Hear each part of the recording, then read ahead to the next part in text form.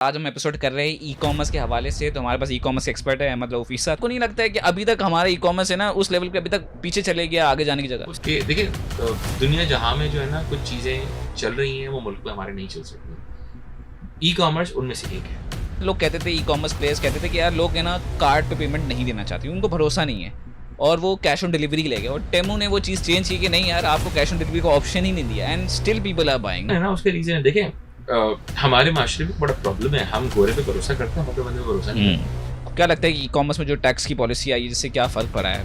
मैंने देखा बहुत सारे हमारे ई कॉमर्स के लोग थे, वो उठ के गए प्रेस क्लब के बाहर भी कर रहे हैं, प्रेस क्लब के अंदर भी आगे सेशन चल रहे हैं, रोडों पे धरने चल रहे हैं। यार ये बेवकूफ़ी है।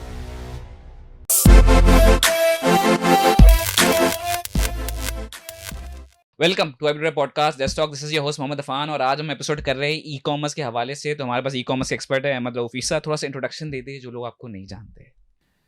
यार I have been doing e commerce I guess 15-16 साल से और मैं इसी फील्ड से वाबस्ता रहा हूँ, ई कॉमर्स से, रिटेल से, ब्रांड स्पेस से।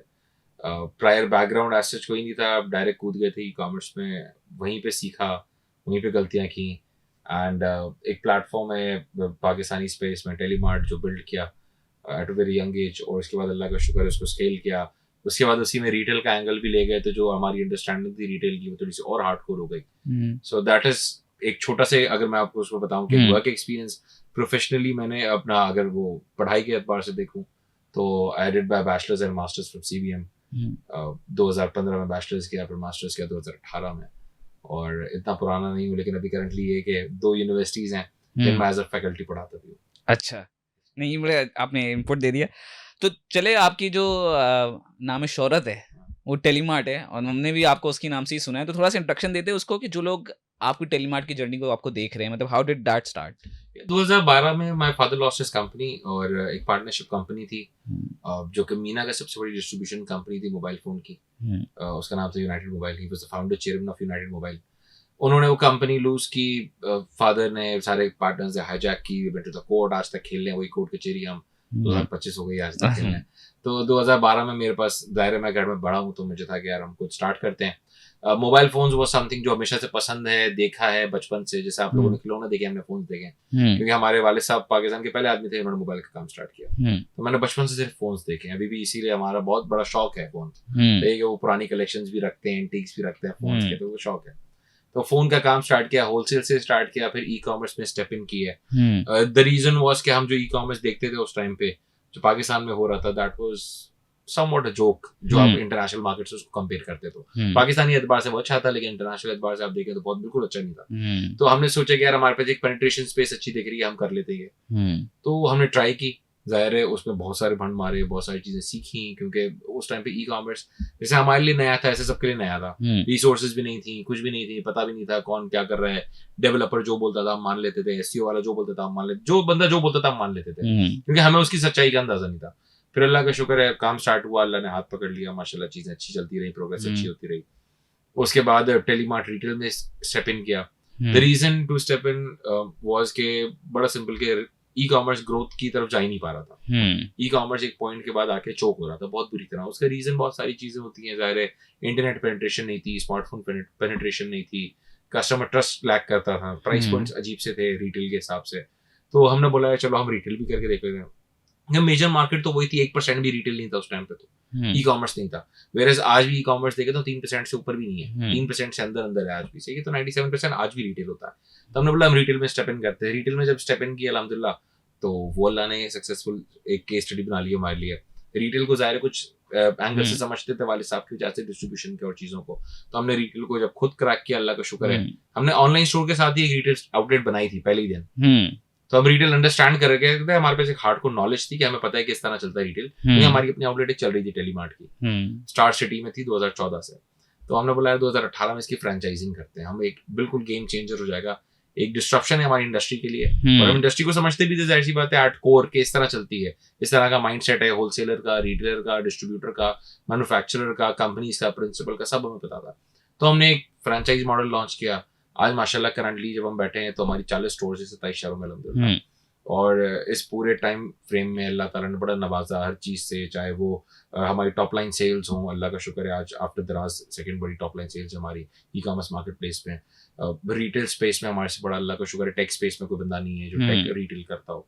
तो अल्लाह ने बड़ा नवाजा है, बड़ी चीज़ें की हैं, कोशिश ये की है हमेशा कि आउट ऑफ द बॉक्स करें, and that was what Telemart was all about, कि हम बिल्कुल अनोखी चीज़ करें और ऐसी चीज़ करें जो इंटरनेशनल स्टैंडर्ड्स को और चीज़ों को फॉलो करती है, और वो ट्रेंड हम पाकिस्तान में लेके आए। राइट, तो आपने दराज की बात की एंड आपने 3 का, मुझे याद है मैंने दराज का 2 साल पहले इंटरव्यू किया था उनके चीफ मार्केटिंग ऑफिसर का, उन्होंने मुझे कहा 2% है, तो चलो 1% तो इजाफा हो गया 2 साल में। मगर मगर मैं ये समझता हूँ पाकिस्तान में ना ई कॉमर्स डेवलप नहीं हुआ अभी तक इस हिसाब से, कि मैं समझता हूँ कि सारे ई कॉमर्स कंपनीज आमतौर पे एक retail outlet with e commerce store चला रहे हैं, मतलब है रिटेल मगर ई कॉमर्स स्टोर बना लिया उन्होंने, क्योंकि माइंडसेट ये है कि पिछले 2-3 साल पहले एक ज़माना आया था क्यू कॉमर्स का और बहुत तेज़ी से उसकी पेनिट्रेशन थी, एंड आज हमारे बराबर वाले देशों में और दूसरे मुल्कों में क्यू कॉमर्स ही मोस्ट कॉमन प्लेसमेंट है, राइट। मुझे याद है कि हमें चीज़ चाहिए, प्रोडक्ट चाहिए क्यू कॉमर्स में, चाहे वो बेसिक एक्सेसरी हो, स्टेशनरी हो। मुझे याद है यूनिवर्सिटी के लिए हमें एक प्रिंट निकालना था और मेरे पेजेस ख़त्म हो गए थे और मैंने ऑर्डर किया, उसी वक्त आया, रात को मैंने प्रिंट भी किया और फिर अगले दिन यूनिवर्सिटी लेकर भी गया। मैंने बोला आज हम उसी 2-3 साल आगे चले गए हैं, उस बात को 4-5 साल हो गए, मगर हम पीछे चले गए ऐसा लग रहा है ई कॉमर्स में, कि यार जहां हम अपनी चीज़ें ऑर्डर करते थे फ़ौरन हमें मिलने की, आज सबकी ये ख्वाहिश होती है कि आज किसी का मोबाइल चार्जर ख़राब हो जाए, तो वो तो समझो उसकी ज़िंदगी हार्ड फेल हो चुका है कि अब मैं कैसे ज़िंदगी गुजारूंगा यार, अब तो एक दिन गुजारना भी मुश्किल है, अब उसको वो चार्जर चाहिए फ़ौरन, और वो उसको फ़ौरन मिल सकता है सिर्फ रिटेल में, ई कॉमर्स में ऐसा कोई ऑप्शन नहीं है। तो आपको नहीं लगता है कि अभी तक हमारा ई कॉमर्स है ना उस लेवल पे अभी तक पीछे चले गया आगे जाने की जगह? उसका रीजन है, देखिए जैसे आपने क्विक कॉमर्स की बात की ना, तो क्विक कॉमर्स इंडिया में तो जाहिर है जेप्टो है, ब्लिंकिट है, इंस्टाकार्ट है, हाँ। इंस्टामार्ट है, इस तरह के मतलब मैसिव प्लेयर्स हैं जो बिलियंस ऑफ डॉलर के टर्नओवर पे खड़े हुए हैं सही है, और कितने उनमें से जैसे ब्लिंकिट जैसा प्लेयर है जो बॉटम लाइन पॉजिटिव भी हो गया है, जेप्टो भी बॉटम लाइन पॉजिटिव होने जा रहा है, तो हमें दिख रहा है कि यार ये, और फिर जाहिर सी बात है फिर वो आईपीओस पे भी जा रहे हैं, वो इस तरह की चीजों पे जा रहे हैं। पाकिस्तान में वो एक स्टार्टिंग पॉइंट पे है, दैट टू मैं हमेशा कहता हूँ कि कॉम्प्लीमेंट करना चाहिए फूड पांडा जैसे प्लेयर को, जिसने पांडा मार्ट लाया, पांडा शॉप्स लाया, कि जहाँ पे उसने एक फील दिया कि ये चीज हो सकती है सही। मैं लिटरली अपने ऑफिस बैठा होता हूँ, कितनी दफा चाय पीने का दिल हो रहा था या पठान के होटल की चाय पियेंगे, तो मैं पांडा से ऑर्डर करता हूँ।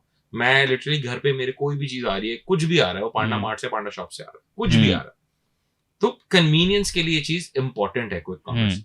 लेकिन प्रॉब्लम क्या है, देखिए हमारे माशरे में कुछ इश्यूज हैं आज। मैंने एक टाइम पे पांडा को पिच किया, हमने फूड पांडा को, कि यार वी वांट कि हम पांडा मार्ट पे फोन्स, एक्सेसरीज, ये चीजें बेचें, टेक प्रोडक्ट, टेक गैजेट्स बेचें, क्योंकि लोगों की नीड है, अचानक से खराब हो जाता है, क्या करे वो। उनका सबसे बड़ा कंसर्न पता है क्या था, कि हमारी जो सिक्योरिटी थ्रेट है ना हमारे मुल्क में, वो इतनी ज्यादा है। वो कहते हैं यार मैं 5,000 से ऊपर का आइटम डिलीवरी नहीं करूंगा, मेरा राइडर लेके भाग गया तो, फोन है अगर 50,000 का लेके भाग गया तो, प्री पेमेंट एक अलग टेंशन है, आपको पता है हमारे माशरे में सही है। फिर मेरे साथ ऐसा हुआ है कि पांडा मार्ट पे मैंने ऑर्डर किया 40,000 का, वो शो अप ही नहीं किया बंदा, और पांडा ने कैंसिल कर दिया ऑर्डर, बोला कि भाई आप अवेलेबल नहीं थे तो हम रिफंड भी नहीं करेंगे। अच्छा, then I had to fight कि भाई, मैंने बोला यार आप मेरी प्रोफाइल तो जाके देखें, आप अपने ऑफिस में किसी को बोले तो ये अल्लाह का बंदा है जिसको हम परेशान कर रहे हैं फजूल का। उन्होंने फिर रिफंड किया मुझे सही है, उस पर मैंने उनको इतनी चीजें गिनाई सही है, तो जाके वो रिफंड होगा ना, नॉर्मल बंदा परेशान होता। तो होता यही है कि एक पूरा, देखिए एक ई कॉमर्स चलता है कुछ पिलर्स पे, वो पिलर्स लैक करते हैं आपके कोरियर्स। मैं हमेशा कहता हूँ, बहुत बुरा भी लगता है हमारे कोरियर पार्टनर्स को, हमारे दोस्त यार भी, मैं हमेशा कहता हूँ सबसे हमारे पूरे स्पेस में ना एल तरीन लोग जो है कोरियर्स है। कोरियर जिस तरह खेलते हैं, जिस तरह वो मजाक कर रहे हैं, डिलीवर नहीं करते, वहां पे लिख देते अटेम्प्ट कर चुके हैं हम, डायरेक्ट कस्टमर को, वो वेंडर को रिफंड करने के लिए वो रिटर्न कर देते हैं डायरेक्ट पार्सल। उन्होंने अपनी दिहाड़ी बना ली, उनके आने के चार्जेस भी, रिटर्न चार्जेस दोनों उन्होंने हमें चार्ज कर लिए, हम पागल हैं, हम वेट कर रहे थे कस्टमर का। अभी मेरा एक ऑर्डर हुआ है, मैंने एक ऑर्डर किया तो 20,000 रुपए का ऑर्डर था, एंड कोरियर आया नहीं मेरे पास, और कोरियर ने वहां पे क्या लिखाया हुआ है, वो कंपनी ने मुझे रीच आउट किया कि सर आपने कैंसिल कर दिया। मतलब नहीं, मैं तो वेट कर रहा हूँ, मुझे कोई कॉल नहीं की किसी ने, और वो सामने से उन्होंने बोला कि स्क्रीनशॉट भेजा कि वो तो कह रहे हैं कि असाइनी जो कंसाइनी था उसने रिफ्यूज कर दिया, मुझे चाहिए ही नहीं। आप सोचिए ये चीज होती है, तो प्रॉब्लम ये है कि एक इंफ्रास्ट्रक्चर पे चीज चलती है, ई कॉमर्स का इंफ्रास्ट्रक्चर लग करता है। अगर वो चीज सॉर्ट हो जाती है आपकी इंफ्रास्ट्रक्चर में, कि जहां पे सबसे इंपॉर्टेंट प्लेयर तो हमारा कोरियर है, अगर बिल्कुल। लॉजिस्टिक पार्टनर कहता है मैं सेम डे डिलीवर कर दूंगा तो मेरी जान छूट गई ना। हाँ बिल्कुल। सही, क्योंकि देखिए ई कॉमर्स कंपनी अपना काम करेगी, कोरियर अपना काम करेगा। इस वक्त पांडा मार्ट ये चीज कर सकता है, सही है। उसका रीजन क्या है, उसके पास सबसे अच्छी फ्लीट है। लेकिन वो भी जब अपने आप को लिमिट करता है, वो कहता है मेरा इतना बड़ा फाइनेंशियल रिस्क है। क्यों? क्योंकि लोग जो हैं अब जितने भी सबसे इस वक्त सबसे बड़ी फ्लीट जो है फूड पांडा के पास है, बिल्कुल। उसी के राइडर घूम रहे हैं, चीजें डिलीवर कर रहे हैं। अगर उसके पास भी इसको ये टेंशन है कि यार मेरी चीज लेके भाग जाएगा, वो जाहिर सी बात है वो चीज बेचना नहीं चाहेगा। इंडिया में उस चीज को काउंटर कर लिया गया है राइट मेजर्स लेके। राइट मेजर्स लेके क्या होता है कि आप जो है वो पुलिस वेरिफिकेशंस भी कराते हैं, चीजें कराते हैं, उसको बाउंड करते हैं कि भाई बंदा गायब ना हो जाए। इंश्योरेंस कराते हैं, जाहिर है हमारे मुल्क में हम इस्लामी माशरे में रहते हैं, हम इंश्योरेंस के कायल भी नहीं होते। फूड पांडा जैसी कंपनियां होती हैं इंश्योरेंस की कायल के, हम इंश्योरेंस कराते हैं। लेकिन प्रॉब्लम है इंश्योरेंस का आपकी टॉप लाइन पे बहुत बड़ा हिट पड़ता है कि वो बोलेगा अगर 50,000 का प्रोडक्ट है, उसकी इंश्योरेंस है फॉर एग्जाम्पल 5%, सही है। 50,000 का 1% 2% पे तो मोबाइल बिकता है, 5% कैसे कोई बियर करेगा?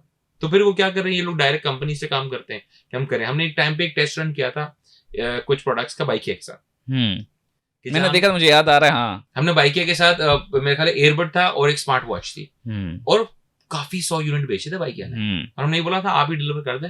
अब वो क्या था, छोटी प्रोडक्ट थी, वो खेलना चाहते थे। फूड पांडा का भी ये था, पांडा मार्ट का, बोला छोटी प्रोडक्ट पे खेलना है तो भाई खेलो, हम नहीं खेलेंगे बड़ी प्रोडक्ट पे। वेयरएज कस्टमर चाहता है बड़ी प्रोडक्ट जल्दी, सही। अब वो बड़ी प्रोडक्ट हम जल्दी दे नहीं सकते। अब मैं जाहिर है मार्केट प्लेस चलाता हूँ, मेरे पास ऑर्डर लगेगा, मैं वेंडर से सोर्स करूंगा, वेंडर से जाएगा, कोरियर उठाएगा, कोरियर लेट करेगा, तोड़ेगा, बीच में तबाही मचा देगा, वो फिर रिटर्न करने की अलग टेंशन है। तो एक जाहिर सी बात है इंफ्रास्ट्रक्चर लैक करता है, जिसकी वजह से पेनिट्रेशन नहीं हो रही। सेकेंडली एक बहुत इंपॉर्टेंट चीज है, हमें अंडरस्टैंड करना जरूरी है कि देखिए दुनिया जहां में जो है ना कुछ चीजें चल रही हैं, वो मुल्क में हमारे नहीं चल सकती।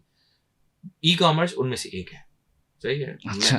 मैं आपको बता रहा हूँ उसका रीजन है। देखिए हमारे माशरे में, यहाँ पर मैं कराची रहते हैं, कराची में तफरी की टोटल 2 चीजें हैं, one is food, one is shopping. मैं अगर आपकी आधी जिंदगी आपसे छीन लूं कि ऑनलाइन खरीद लो, आपकी जिंदगी में बचा क्या? खाना, वो भी ऑनलाइन आ जाता है, वो भी ऑनलाइन आ जाता है, सही है। तो आपकी जिंदगी में कुछ नहीं बच रहा। तो ये जो शॉपिंग का एक एलिमेंट है ना कि बीवी बच्चों समेत लोग इम्तियाज पे जा रहे हैं शॉपिंग करते, ये एलिमेंट रहेगा, जिसकी वजह से लोग कहते हैं आउटिंग हो जाएगी, चलो जाके शॉपिंग करके आते हैं। प्लस मेजर सिटीज जितने होते हैं ना, अब आप जिस भी ई कॉमर्स वाले से पूछेंगे ना कि कहाँ सबसे ज्यादा सेल है, वो बोलेगा छोटे इलाकों में।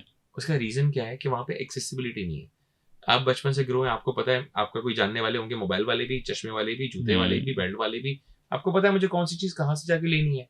प्लस मार्केट्स अवेलेबल हैं, इतनी बड़ी बड़ी मार्केट्स हैं, आपको पता है मुझे प्राइस पॉइंट भी शायद अच्छा मिल जाएगा मैं वहां चाहूँ तो हमारे यहाँ माशरे में लोगों के एक अलग माइंडसेट है, वो ख्वार होना पसंद करते हैं। वो ये नहीं कहते घर बैठे बैठे आ जाए, और मसला घर बैठे बैठे आते भी जो कन्वीनियंस है वो हिट हो जाती है कि चीज मिली नहीं टाइम पे, अब क्या करें। ये मगर मुझे ये पॉइंट जो आपने मेंशन किया ना कि एक एक्टिविटी है, ये मैंने देखा इंडियन फाउंडर भी ये बात यही कर रहे थे कि यार ये इंडिया में भी एक एक्टिविटी है और उसको हमने काउंटर किस तरह करना है, और वो यही कह रहे थे वहां भी चार्जेस इस तरह ही होते। मगर आई थिंक जो डिस्ट्रप्टिव चीज है वो टेमू गेम। मुझे अक्सर लोग कहते थे, ई कॉमर्स प्लेयर्स कहते थे कि यार लोग है ना कार्ड पे पेमेंट नहीं देना चाहते, उनको भरोसा नहीं है, और वो कैश ऑन डिलीवरी ले गए। और टेमू ने वो चीज चेंज की कि नहीं यार, आपको कैश ऑन डिलीवरी का ऑप्शन ही नहीं दिया, and still people are buying. वहाँ लाखों के ऑर्डर्स मंथली कवर कर रहे थे वो, है ना। उसके रीजन है, देखें हमारे माशरे में बड़ा प्रॉब्लम है, हम गोरे पे भरोसा करते हैं, हम अपने बंदे पे भरोसा नहीं करते, सही है। ये भी तो ये प्रॉब्लम है ना। देखिए आपको भी आप बोले, अब तेमू गोरे का प्लेटफॉर्म है, आप बोले बहुत अच्छा प्लेटफॉर्म है। अली एक्सप्रेस चप्तों का प्लेटफॉर्म है, तबाही प्लेटफॉर्म है यार, वो तो बहुत अच्छा है।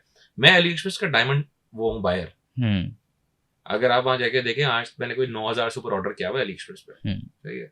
मुझे टाइमली मिलता भी है, मैं हमेशा से कार्ड से पेमेंट करते हुआ तो होती है ये इंटरनेशनल प्लेटफॉर्म पर। उन्होंने आपको क्या किया, एक तो गोरा प्लेटफॉर्म, तो आपने भरोसा किया कि ये तो ट्रस्ट करने का ही होता है ना इनको। दूसरा, उन्होंने कचरे रेट पे चीजें बेचना शुरू की। आज तेमू जिस प्राइस पे बेच रहा है और जिस प्राइस पे उसने स्टार्ट किया था, आपको दिखता होगा कितने मल्टीपल का फर्क है। तो उसने आपको सिर्फ फेंका दाना, आप सारे चले गए वहां एक साथ, और उससे सच्ची बात है अकोमोडेट भी किया, उससे काम भी अच्छा किया, ऐसा नहीं है उसने काम अच्छा, उसने ऑर्डर भी डिलीवर किए, वो अलग बात है। लोगों को मिला, ये तो तस्वीर तो बहुत अच्छी थी, ऐसा तो नहीं दिखा, सही है, ऐसा कारमैट दिखाया था, ऐसा निकला है, तो वो हुआ है लोगों के साथ। लेकिन हाँ ये जरूर है कि एक अच्छी स्पेस दिखी लोगों को कि यार ई कॉमर्स में खरीद सकते हैं। सेम वही चीज कोरोना के टाइम पे हुई ना, कि जितने भी अच्छे थे कि हम नहीं लेंगे ऑनलाइन, सबने ऑनलाइन खरीदा। मुझे पता है मेरा नंबर मल्टीपल ऑफ 10 था, multiple of 10 very next day, कि मैं कोरोना में जो चीज बेच रहा हूँ 23 मार्च को उन लोगों ने लगाया, 22 मार्च को लगाया, बोल गया, अगले ही दिन मल्टीपल ऑफ 10 के ऑर्डर है मेरे पास। लोग हम्म। पागल हो गए ऐसे ऑर्डर कर रहे थे ऑनलाइन। क्यों? अब कोई काम ही नहीं करने को तो यही करेंगे ऑनलाइन बैठे बैठे। तो उन लोगों ने ऑनलाइन ऐसी ऐसी चीजें हमसे खरीदी आप सोच नहीं सकते। जो ऑनलाइन के आइटम नहीं भी थे उन्होंने बोला हम भी डाल रहे थे। क्योंकि हमें पता था माइंडसेट को रीड कर रहे हैं। कस्टमर घर में बोर हो रहा है, अब उसको क्या चाहिए? अब उसको भाई इंडोर गेम्स भी चाहिए, लूडो भी चाहिए, उसको सब चाहिए। बच्चे बोर हो रहे हैं तो बच्चे अब परेशान करेंगे तो बच्चों को टॉयज चाहिए, उनको एलईडीज भी चाहिए होंगी। क्योंकि अब पहले एक टीवी था, रात को देखना होता था, कभी कोई ना कोई देख रहा है। अब सब घर बैठ गए हैं तो टीवीज भी ज्यादा चाहिए होंगे, एसी ज्यादा कंज्यूम होंगे। हमने लिटरली वो सारी चीजें अरेंज की थी और फिर जाके हमारा मल्टीपल ऑफ 10 चल रहा था मुझसे। तो अब वो नहीं है चल रहा, अब वापस अब नॉर्मल वापस बैक टू नॉर्मल आया था। normal. जैसे ही आपका वो ओपन हुआ बैक टू नॉर्मल। राइट। तो आई थिंक हाँ टेमू का तो है, बट आई थिंक अभी जो हम आपने देखा अभी अपने यही कहा कि प्राइस का जो डिफरेंस आया है वही टैक्स पॉलिसी की हम बात कर रहे थे कि क्या आपको क्या लगता है कि ई कॉमर्स में जो टैक्स की पॉलिसी आई है जिससे क्या फर्क पड़ा है? यार मुझे तो बहुत अच्छी चीज लगी। अच्छा, आपके लिए बेहतर है? नहीं, मैं कह रहा हूँ सबके लिए बेहतर है वो। अच्छा। और वो पहले भी थी पॉलिसी। सही, ये पॉलिसी पहले भी थी कि आपने 18% जीएसटी देना। हाँ 4.5% आपका नया लगा है जो आपका 4.5% टैक्स है। 18% जीएसटी तो पहले भी था। आपके मुल्क में प्रॉब्लम ये हम टैक्स को एज अ बर्डन समझते हैं, हम देना ही नहीं चाहते। सही, अब जो बर्डन, अब मैं 100% टैक्स देता हूँ, मुझे फर्क ही नहीं पड़ता। सही, जो इसको फर्क पड़ता है, मैंने देखा बहुत सारे हमारे ई कॉमर्स के लोग थे, वो उठ के गए प्रेस क्लब के बाहर भी कर रहे हैं, प्रेस क्लब के अंदर भी आगे सेशन चल रहे हैं, रोडों पे धरने चल रहे हैं। यार ये बेवकूफी है। देखें, जो मैं आपको कह रहा हूँ डोमिनेट करती है वो रिटेल है। जब रिटेल पे एक स्टोर पे आप जाते हैं और वो पॉइंट ऑफ सेल उसने वो उसका एफबीआर का लगाया हुआ पॉस, और उसके बाद जो है वो वहां पे 18% जीएसटी दे रहा है, तो यार जब वो दे रहा है 97% वाला, तो वो सगे है ना मेन। तो आप तो आज भी 3% वाले ही हैं तकरीबन, आप सौतेले हैं भाई, तो आपको तो चार्ज होगा, वो आपको करना ही था वैसे भी। अब आपने दिया नहीं। अब होता है क्या, देखिए जब इस तरह की चीजें इंप्लीमेंट होती है ना, तो उससे एक बेनिफिट होता है बहुत बड़ा, एक ड्रॉबैक, एक बेनिफिट होगा तो एक ड्रॉबैक हो जाएगा। ड्रॉबैक क्या है कि जितने व्हाइट लेवल स्टोर्स है ना, जो छोटे छोटे प्रोडक्ट उठाया, गुल प्लाजा से बेच दिया, शाहजहां मार्केट से उठाया बेच दिया, सेंट्रल मॉल से उठाया बेच दिया, वो बोल्टन मार्केट से उठाया बेच दिया, अब ये वाइप आउट हो जाएंगे। हाँ ये सही है। क्योंकि देखो ये सब आ रहा है कैरियों पे माल। सही, हम सबको पता है कैरी पे माल उतरता है, कोई इंपोर्ट नहीं हुआ, कोई जीएसटी इनवॉइस नहीं है, कुछ भी नहीं इनके पास। तो ये जब 18% बिल्ड करते हैं और फिर 4.5% अलग, तो 22.5% जब ये बिल्डअप करेगा ना, तो ये स्टोर तो कचरा हो जाएगा। सही है ना? तो 22.5% के बाद लोग ये तो खरीदेंगे नहीं, वो रिटेल से ही बिकेगा इसके बाद। सही है। अब क्या होगा, अगली लहर। अब ये जो इसमें था ना, उसमें फिल्टर आउट क्या होता है। देखो अच्छी चीज क्या होती है इंडस्ट्री के लिए, इंडस्ट्री ऑन अ होल एक पूरे पर्सपेक्टिव लेके सोचती है। मैं सोचूं ना तो मुझे दिख रहा है इंडस्ट्री को फायदा होगा। उसका रीजन क्या है? सबसे बड़ा इंडस्ट्री को हिट कब पड़ती है, जब कोई भी बंदा ऑनलाइन स्टोर बना लेता है घर से बैठे बैठे भी, और फिर वो चीट करता है। हाँ सही है, क्योंकि देखो छोटा प्लेयर है, वो चीट कर सकता है। सही है, उसका स्कोप है, वो घर से बैठे बैठे कर रहा था, ना ऑफिस एड्रेस है ना कुछ, चीट करके भाग भी जाए तो क्या मसला है। और रोज इस तरह के हजारों लोगों को चूना लग रहा है, हजारों लोगों को डेली। अब जब भी व्हाइट लेवल स्टोर्स बंद होंगे, हाँ कुछ को हिट पड़ेगी, जाहिर है, जेन्युइन काम करे तो उनको हिट पड़ेगी। फिर होगा क्या, इसी तरह के लोग शिफ्ट होंगे प्राइवेट लेवल ब्रांड्स पे, कि जहां वो 22.5% एब्सॉर्ब कर सकता है। अब वो प्रोडक्ट लेवल ब्रांड्स बनेंगे अच्छे अच्छे। अब जब ये ब्रांड बनेगा ना, तो आपका पूरा माशरा घूम जाएगा अलग, क्योंकि फिर मैन्युफैक्चरिंग बनना शुरू होगी पाकिस्तान में। उसके बाद ब्रांड्स बिल्डअप होना शुरू होंगे, फिर यही लोग प्रीमियम कमाना शुरू करेंगे। आप ब्रांड पे प्रीमियम कमा देना, जब 22.5% आप पी रहे हो, आप बोलोगे 100% मार्जिन है, 22.5 पर पीऊंगा, इसके बाद भी इतना है। मेरे व्हाइट लेवल जो प्रोडक्ट आप बेच रहे थे, उस पर आप 10 और 12 और 15% पे माल बेच रहे थे। तो होता है, पूरी इंडस्ट्री शिफ्ट होती है इस तरह की चीज से। तो ये इंडस्ट्री के लिए अच्छी चीज है ये टैक्स लगाना। अच्छा, हाँ उसकी जो इम्प्लीमेंटेशन है उसमें मेरा एक क्वेश्चन है। ठीक है, मेरे लिए वो सेंस नहीं बनाती, क्योंकि आपने इम्प्लीमेंटेशन दी है, जो जिनके बारे में आपको कह रहा था ना एहल तरीन लोग हैं, वो कौन से हैं? कोरियर। आपने कोरियर को बोला काट लो।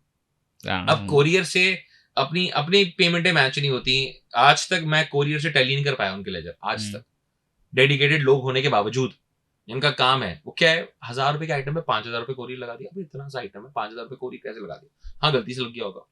आप बैठ के पूरा दिन एक एक इनवॉइस टैली कर, जो बंदों से अपना काम सीधा नहीं होता मैनेज। आपने उनको बोला 4.5% एक काटना, और इसके बाद ये 18% एक काटना। अब तो ये मैनेज ही नहीं हो सकता ना, आप उनके साथ मैनेज कैसे करेंगे? आप तो पागल हो जाएंगे। तो आज तक ये रुका हुआ इसीलिए कि उसको एक वर्केबल प्लान नहीं बना सके लोग। अब मसला ये शोशा छोड़ दिया, टेंशन दे दी सबको, आपने वर्केबल प्लान नहीं दिया। अब वर्केबल प्लान देते ना, ये सारे लोग एक्सेप्ट भी करते, उनको करना पड़ता, क्योंकि आप दिखाते यार हमारे मुल्क के लिए भी बेहतर है, आपके लिए भी तो बेहतर है। नहीं है, मुल्क तो चलता है टैक्सेस पे। आप बोले अरबों रुपए की एक इंडस्ट्री है, अरबों डॉलर की इंडस्ट्री हो गई है, और वो टैक्स नहीं देगी यार। ऐसे क्यों टैक्स नहीं देगी यार? मतलब इतना भी नहीं होता, तो वो टैक्स देना जरूरी है, वो चीजें वर्कआउट हो जाएंगी इंशाल्लाह। राइट। तो अब ये तो हमने बात करी टैक्स पे, मैं यही बात कर रहा था कि पेमेंट प्लेटफॉर्म्स पे आई थिंक मेरे ख्याल से ज़्यादा होता है, मगर again Pakistan mostly cash on delivery होता है तो कोरियर पे ही काम होगा। अच्छा, मगर मुझे दूसरा आपसे पूछना था कि यार एज एन एंटरप्रेन्योर आपने बहुत सारे अवार्ड्स जीते हैं और हम आपको देखते हैं कि यार इतने अवार्ड्स यार हमने देखे नहीं कि इतने अवार्ड्स होते भी है और आपने वो जीते हैं, तो वो देखना चाह रहा हूँ कि वो लोग, बाकी लोग जो हमें देख रहे हैं, वो कैसे वो अवार्ड्स के लिए अप्लाई कर सके या वो जीत सके, उसके लिए थोड़ा बताइए। अवार्ड जीतने की एक बड़ी चीज सिंपल होती है। हमारे यहाँ लोगों को लगता है अवार्ड को घर पे आके देगा। हाँ सही है। कोई क्यों आएगा आपके घर पे, वो जानता नहीं आपको। वैसे ही हम पाकिस्तान से बिलोंग करते हैं, वो वैसे ही आपको खाता भी नहीं ला रहा गोरा। सही है। तो उसमें तरीकेकार यही होता है। मैंने क्या किया, मुझे जाहिर है मुझे अपनी पर्सनल प्रोफाइल भी अच्छी चाहिए थी जाहिर। तो मुझे जहां लगा कि यार मैं अगर अच्छा काम कर रहा हूँ, और मुझे पहला ऐसा अवार्ड था, वो था सीईओ वर्ल्ड अवार्ड था, आई गेस उसका नाम 2016 में मिला। तो retail entrepreneur of the year का अवार्ड मिला। उससे पहले मेरी एक नॉमिनेशन थी, वो थी वर्ल्ड रिटेल अवार्ड में, जो कि दुनिया के सबसे बड़ी रिटेल अवार्ड होते हैं। तो मैं बैक टू बैक कुछ ना कुछ चीजों में रहा। वर्ल्ड रिटेल कांग्रेस दुनिया की सबसे बड़ी रिटेल बॉडी है, उससे मुझे सेलेक्ट किया था as a rising star for Asia Pacific. तो मुझे दिखा कि यार ये भी तो है, लोग मेरी चीज को वैल्यू कर सकते हैं। पाकिस्तान में तो अवार्ड के नाम पर मजाक होता है। सही है। आई नो अवार्ड बॉडीज जो कितने लाख रुपए लेते हैं और अवार्ड देते हैं। सही है। इवन अल्लाह माफ करे, आपका प्रेसिडेंशियल अवार्ड भी ऐसे ही मिलता है। सही है कि पैसे देते हैं, तभी फिर हमारे जो अवार्ड मिल रहा होता है उस पर क्वेश्चन मार्क होता है लोगों का, इसको क्यों दे दिया भाई, जो होगा थर्सडे को अभी। हाँ, तो वो होता है। सही है। और मुझे पता है उसका क्या रेट है, आपको भी पता होगा। सही, वो एक ओपन सीक्रेट है, तो उस पर कोई कमाल नहीं है। मैंने आज तक इन अवार्ड्स में ना अप्लाई किया, ना मैं चाहता हूँ वो चीज। अच्छा। सही है। मेरे लिए वो वैल्यू ही नहीं है। सही है। एक अवार्ड नाइट पे लिटरली मैंने देखा 200-250 लोग थे माशाल्लाह उस अवार्ड नाइट पे, और सब इतने खुश हो रहे थे अवार्ड मिलने पे, और सबने 2.5 से 3 लाख रुपए दिए थे अवार्ड के। यार मजाक कर रहे हैं आप, अपने आप को दिल की तसल्ली देने की कोशिश कर रहे हैं, कोशिश कर रहे हैं, है ना। ये चीजें मैटर नहीं करती। मैंने क्या किया, मैंने सर्च किया कि भाई कौन से ऐसे इंटरनेशनल प्लेटफॉर्म्स हैं जो अवार्ड देते हैं, क्रेडिबल अवार्ड देते हैं। उनकी एक प्रॉपर नॉमिनेशन का क्राइटेरिया होता है, प्रॉपर जजमेंट्स होती हैं, जूरी होती है, हर चीज होती है। तो मैंने चलो मैं यहाँ अप्लाई करूंगा। उनकी एप्लीकेशन फी होती है इन सारे अवार्ड में। अब आपको एप्लीकेशन फी देने वाले बने, आप बोले यार मैं $150-200-300 अगर एप्लीकेशन फी है मैं देना चाहता हूँ, मिल गया तो मिल गया, नहीं मिला तो गए पैसे, कोई बात नहीं। आपको पता होता है यार मैं मुझे लगता है मैं इस लायक हूं, मैं करूंगा। हाँ, 2019 के बाद से वो चीज मेरी फुल पिकअप कर गई, क्योंकि उसके बाद मुझे कोई अवार्ड बॉडी ने कभी मना ही नहीं किया। सही है। मैंने अवार्ड नॉमिनेशन फाइल की, मुझे पता होता था इंशाल्लाह मिलेगा जरूर। सही है। उसका रीजन है कि मेरा एक प्रोफाइल बन गया था। तो लोगों ने, अब मैं 2019 में क्या हुआ, फोर्ब्स में आ गया। अब जब कोई मेरा नाम सर्च करेगा, टक करके सबसे पहला उसको लिंक फोर्ब्स का मिलता है। सही। और फोर्ब्स से ज्यादा क्रेडिबल कोई इदारा नहीं दुनिया का। फोर्ब्स अगर आपको 30 under 30 में डाल रहा है, सही है, बहुत रेयर लोगों को डाल रहा है, वो पूरी दुनिया से उठा के, तो जाहिर सी बात है वो वैल्यू कर रहा है। प्लस पूरे उसमें फोर्ब्स के उसमें आप देखिएगा तकरीबन लोग जो डले हुए हैं हमारे यहाँ से ज्यादातर, वो बहुत कम है जो बिजनेस वाले हैं। कोई आर्टिस्ट है, कोई एनजीओ चलाता है, हाँ, इसी तरह के लोग हैं। अब बहुत कम बिजनेस ओरिएंटेड लोगों को अगर वो डाल रहा है, सही है, जाहिर है मेरी भी कैडेट वो था, एडवांटेज था, मेरी प्रोफाइल को भी अच्छा रहा। फिर वो चीजें बिल्डअप होना शुरू हुई कि जब फिर उसका दुआ ये कि एक टाइम आया, मैंने बोला यार बहुत अवार्ड हो गया सही। अब मैं एक काम करता हूँ, मुझे फिर इन्हीं अवार्ड बॉडीज ने जिन्होंने अवार्ड दिए, उन सब ने बोला यार अब आप एक काम करें, आपकी प्रोफाइल बहुत अच्छी है, आप जूरी मेंबर बन जाए मेरे। तो आज तक करंटली मैं 34 ग्लोबल अवार्ड है जो जज कर चुका हूँ, जिसमें मैंने ब्रांड्स को जज किया, Saudi Aramco, Tata, Reliance, Bugatti, Turkish airlines, you name the brand, मैंने उसको जज किया। एप्पल, अब जो ब्रांड सारे top of the line brands है दुनिया के यार, उनको मैंने एज ए जूरी मेंबर जज किया। फिर मुझे फिर अब एग्जैक्टली पता है कि यार एज ए जूरी मेंबर मैं ये चीजें देखता हूँ। तो अगर मैं कल को नॉमिनेशन फाइल करता हूँ कहीं, अब जैसे एक रिसेंटली मुझे अवार्ड मिला 2025 में, तो वो था नोबल ग्लोबल अवार्ड। यार आप उसकी अवार्ड बॉडी देखें, आप वो जो अवार्ड आया वो लिटरली आप डिस्प्ले पर लगाया, तो वो 4 लोग आके लिटरली मेरे ऑफिस में आके देखते हैं, बनाया कैसे होगा इन लोगों ने इतना खूबसूरत अवार्ड यार, इतना खूबसूरत अवार्ड कि एक आदमी बना हुआ है, उसने वो कैप पहनी है, पूरा गोल्ड का अवार्ड। तो वो चीजें दिखाती हैं कि यार हम जेन्युइन है, हम चीजें अच्छी। तो लोगों के लिए आसान है अप्लाई करना। आप जाएं वेबसाइट पे, गूगल पे सर्च करें कौन से अवार्ड्स हैं, ग्लोबल अवार्ड्स, आप जाएं उन पे जाके एप्लीकेशन तो फाइल करें, नॉमिनेशन तो फाइल करें। और नॉमिनेशन में आपने सिर्फ ये दिखाना है कि मैं अच्छा हूँ, तो मुझे अवार्ड मिलना चाहिए। वो जस्टिफाई होगा आपका अवार्ड क्या ये चीज है। आप पहली चीज ये होनी चाहिए, आप छोटी कैटेगरीज में अप्लाई करें। छोटी कैटेगरीज है, स्टार्टअप कैटेगरीज है, उनमें आपको मिल जाता है। मैंने भी यही किया, पहले स्टार्टअप कैटेगरी, छोटी छोटी कैटेगरीज में अप्लाई किया, फिर जाके मैं आया कि मैं एंटरप्रेन्योर की कैटेगरी पे जाना चाहता हूँ। अब मेरी प्रोफाइल इतनी अच्छी है कि आपको देना पड़ेगा। ठीक, तो वो एक तरीका होता है, एक ट्रांजिशन है। तो आप जाएं अप्लाई करें। कोई यहाँ पे फोर्ब्स में क्या है, फ्री है यार नॉमिनेशन उसकी। आप लिटरली अभी जाके सर्च करेंगे फोर्ब्स अंडर 30 2022 25 नॉमिनेशन फॉर्म, आपको नॉमिनेशन फॉर्म मिलेगा, जाके भर दें। आपको खुद को पता होता है मैंने भरा है, मुझे अवार्ड मिलेगा कि नहीं मिलेगा। फिर फोर्ब्स का जाहिर सी बात एक सर्टेन क्राइटेरिया भी है सेकंड राउंड के लिए, जब वो आपको पहले राउंड पे फिल्टर आउट करेगा, फिर वो आपको रीच आउट करेगा, बोलेगा आप डिटेल्स भेजो मुझे अपनी, चलो फिर वो वैलिडेट करता है 4 चीजें। जाहिर है फोर्ब्स है, सही है, तो उसको 4 चीजें वैलिडेट करना जरूरी है, वाई फायरिंग पे नहीं चल सकता। तो आप वहां जाएं, अप्लाई करें, आपको भी अवार्ड मिलेगा। अवार्ड कोई साइंस नहीं है, प्लस कोशिश ये करें इंटरनेशनल अवार्ड्स भी जाए, क्योंकि देखिए डे एंड पे पाकिस्तानी बंदा चाहता है कि मेरी इंटरनेशनल रिकॉग्निशन हो, ताकि मुझे पाकिस्तानीज भी इंडोर्स करें। प्लस जब मैं इंटरनेशनल मार्केट में कल को कोई काम करने जाता हूँ तो वो भी बोले काम तो आता है बंदे को, तभी इंटरनेशनली, क्योंकि पाकिस्तानी जितने अवार्ड्स हैं उसकी कोई वैल्यू नहीं, उसकी जीरो वैल्यू इंटरनेशनल, जीरो। वो बोलेंगे इसने पैसे देके लिया। इंटरनेशनल बॉडी होगी, वो बोलेंगे यार इसको मिला है। हमने ई कॉमर्स की तो काफी बात कर ली, मगर आपके नए वेंचर जिसमें अब आजकल सुनने में आ रहा है जो है ARE वेंचर्स है, उसके बारे में आप थोड़ा बता दें कि वो क्या है, किस तरह काम करता है, ताकि लोगों को आइडिया हो जाए। यार ARE ventures is one of a kind business accelerator in the country and in the world.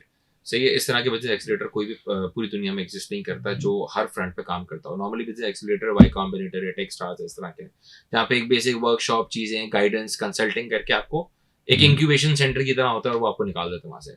हमारे केस में होता है ये, हम ब्रांड के लिए हर चीज करते हैं, हम ब्रांड को पूरा अडॉप्ट करते हैं। मैं हमेशा ये कहता हूँ ब्रांड को मैं हर वो चीज करूंगा जो मुझे लगता है सही है आपके लिए, चाहे फिर वो मुझे आपका ई कॉमर्स सेट करना हो, टेक्नोलॉजी सेट करनी हो, आपके प्रोडक्ट को multiple e commerce market places पे ले जाना हो, क्विक कॉमर्स स्टोर्स पे लेके जाना हो, रिटेल स्टोर्स पे जाना हो। पाकिस्तान का हर बड़ा रिटेल स्टोर, छोटा रिटेल स्टोर हमारे साथ काम करता है। मेरे पास ब्रांड्स हैं जो 3-4 हजार रिटेल स्टोर पे हम डिस्ट्रीब्यूशन उनकी कर रहे हैं। तो हम FMCG ब्रांड्स भी हमारे साथ होते हैं, हमारे पास हर तरह का नौयत का ब्रांड है। तो उसमें होता ही है, हम आपके ई कॉमर्स को सेट करते हैं, क्विक कॉमर्स को सेट करते हैं, रिटेल को सेट करते हैं। इसके बाद हम आते हैं आपकी ब्रांडिंग, मार्केटिंग, वो सारी चीजें भी हमारी इन हाउस होती है। एज अ मार्केटिंग एजेंसी वो हमारा एक एंगल आ जाता है, हम वो भी चीजें आपकी कवर कर रहे होते हैं। फिर हम आपकी अलायंसेस पे काम करते हैं। बैंक्स, मेजर बैंक्स हमारे पास, साउंड फॉर बैंक डिस्काउंट्स, 3 बड़े पेमेंट गेटवेज है पाकिस्तान के जिनका मैं एग्रीगेटर हूँ, तो मैं उनको पेमेंट गेटवे के अच्छे वो दे सकता हूँ। कोरियर्स हैं जिनका मैं एग्रीगेटर हूँ, तो मुझे पता है मैं कोरियर उनको अच्छे रेट पे क्रैक करा के दे सकता हूँ। तो हम मल्टीपल एंगल्स पे उसको फैसिलिटेट करते हैं। फिर उसकी जब अलायंसेस में हम आते हैं तो मैं लिटरली उसकी प्रोडक्ट बनाना कहाँ से बनानी है, उसकी सोर्सिंग कहाँ से होगी, पैकेजिंग कौन बनाएगा, सही सारी चीजें हम हैंडल करते हैं। ब्रांड सिर्फ ऑपरेशंस देखता है, उस ऑपरेशन को भी स्ट्रक्चर हम करते हैं। मतलब आई हैव ब्रांड जिनके बाद 1700 बंदा काम कर रहा है, 1700-1500 बंदा मैं जाके स्ट्रक्चर करता हूँ, उसके पूरे operation flows, KPIs, OKRs, everything पूरा स्ट्रीमलाइन करते हैं। उल्टे उनके कितने ओवरहेड्स हम माइनस करा देते हैं जाके, क्योंकि हमें पता होता है स्मूथ कर दिया। ERPs इंप्लीमेंट करते हैं। We do everything we think is right for the brand. Right, तो मेरे ख्याल से बहुत अच्छा है, जो लोग हमें देख रहे हैं उनको आइडिया हो जाए। अगर आपका बिजनेस ऑपरेशन चल रहा है and if you want to उसको ब्रांड करना है, उसको नेशन वाइड लेकर जाना है या इंटरनेशनल लेकर जाना है, तो आई थिंक ARE वेंचर्स के साथ जरूर पार्टनर करें। एंड दोस्त जो स्टार्टअप कर रहे हैं वो भी आई थिंक उनके लिए भी एक अच्छा पॉइंट है कि वो will get a start path उनको मिल जाएगा। तो उम्मीद है आपको ये एपिसोड पसंद आया। मिलते हैं अगले एपिसोड में। अल्लाह हाफिज़।